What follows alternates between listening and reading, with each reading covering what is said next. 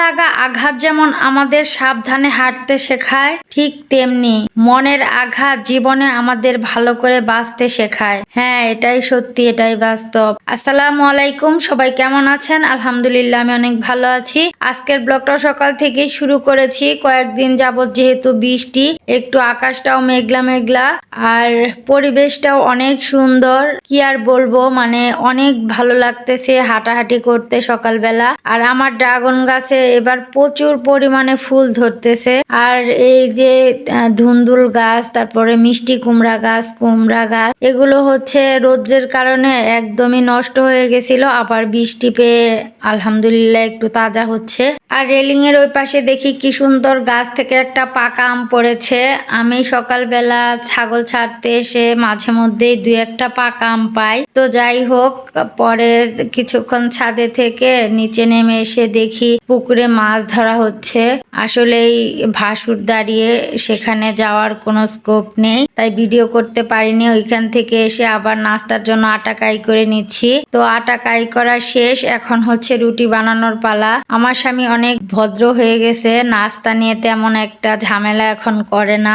খিচুড়ি তারপর ভাত, মানে যেটা ইচ্ছা ওইটাই তাকে এখন খাওয়ানো যায় আলহামদুলিল্লাহ। তো ভাবলাম একটু রুটি বানিয়ে ফেলি, কয়েকদিন যাবতই তো এটা ওটা খাচ্ছে। আর আমার একটা অভ্যাস, সকালের নাস্তা হোক দুপুরের রান্না হোক, আমি সব সময় তার কাছে জিজ্ঞেস করেই করি। এটা আমার মানে সারা জীবনের একটা অভ্যাস। সকালবেলা ঘুম থেকে উঠে আগে জিজ্ঞেস করি কি নাস্তা বানাবো, আবার দুপুরে রান্না করতে যাওয়ার সময় জিজ্ঞেস করি কি রান্না করব।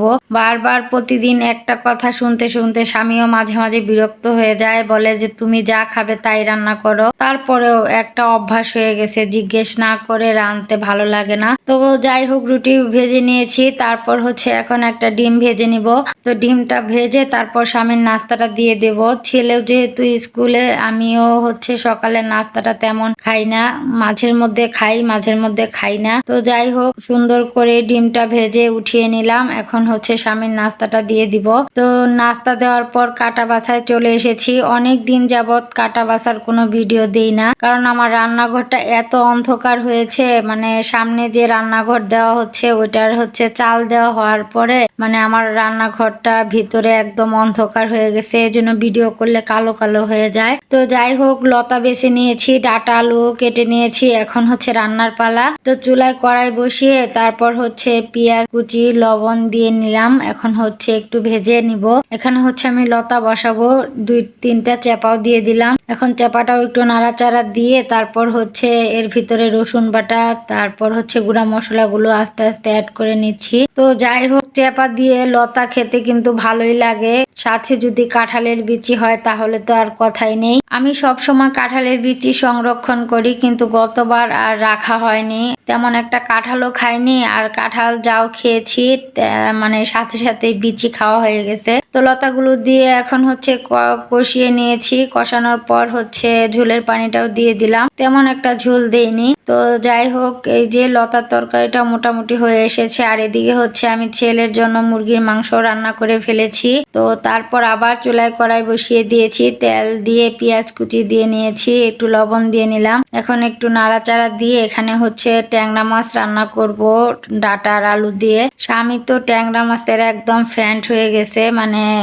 রোজার পরে দেবর গুলশা ট্যাংরা এনেছিল, সেই তরকারি খেয়ে মানে এত প্রশংসা। তারপর থেকে সে 2-3 বার ট্যাংরা মাছ এনে খাচ্ছে, তার কাছে নাকি অনেক ভালো লাগে। তো যাই হোক, রাতের বেলা এনেছিল ট্যাংরা মাছ, এখন রান্না করে দিচ্ছি। সুন্দর করে কষিয়ে তারপর ঝোলের পানিটাও দিয়ে নিয়েছি। আর এই যে আমার ফাইনাল লুক রান্নার, কেমন হয়েছে অবশ্যই জানাবেন। তারপর খেতেও বসে গেছি আলহামদুলিল্লাহ। গতকালকের একটু ডিম ভাজি ছিল, তো ওগুলো দিয়ে আমি খেয়ে নিচ্ছি। আর বিকেল বেলা হচ্ছে একটু পুকুরের দিকে যাচ্ছিলাম, হাঁসগুলো এখনো ওঠেনি, ছেলেকেও নিয়ে গেছি। এই দেখেন সন্ধ্যা হয়ে যাচ্ছে তারপরে হাঁসগুলো পুকুরের ভিতর মানে অনায়াসে ঘুরে বেড়াচ্ছে মনের আনন্দে। তাদের আনন্দ আর দেখে কে? আমি একদিক দিয়ে ডাকি আর তারা হচ্ছে অন্য দিকে থাকে। আর ছেলে দাঁড়িয়ে দাঁড়িয়ে একটু পোজ দিচ্ছিল ছবি ওঠানোর জন্য। অনেকক্ষণ দাঁড়িয়ে দাঁড়িয়ে হাঁসগুলোকে ডাকাডাকি করলাম কিন্তু কিছুতেই উঠতেছে না। পরে পাশের বাড়ির ভাইস্তাকে বলছি একটু ঢেল দাও তো, পরে সে ঢেল দিয়েছে। আর এই যে বাড়ির দিকে আসতেছে এখন, এই যে ছেলে আবার পানিতে নেমে পড়েছে হাঁস মানে উঠানোর জন্য। আলহামদুলিল্লাহ হাঁস উঠে আবার এই যে আরেক পুকুরে নেমে পড়েছে। বলেন কেমনটা লাগে? এগুলা এত মানে কি বলবো, বলার ভাষা নেই। যাই হোক অবশেষে উঠিয়েছি।